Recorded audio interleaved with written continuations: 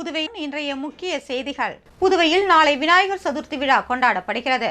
விநாயகர் சதுர்த்தியையொட்டி பொருட்களை வாங்க மக்கள் மார்க்கெட்டுகளில் அலைமோதி வருகின்றனர்.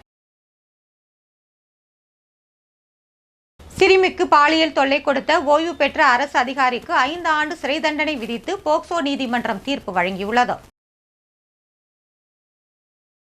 தாயை திட்டியதால் தலையில் கல்லை போட்டு கொலை செய்ய முயன்றதாக கைது செய்யப்பட்ட ரவுடி வாக்குமூலத்தில் தெரிவித்துள்ளார். அன்னை தெரேசாவின் பிறந்த நாளையொட்டி அவரது சிலைக்கு அரசு சார்பில் மாலை அணிவித்து மரியாதை செலுத்தப்பட்டது.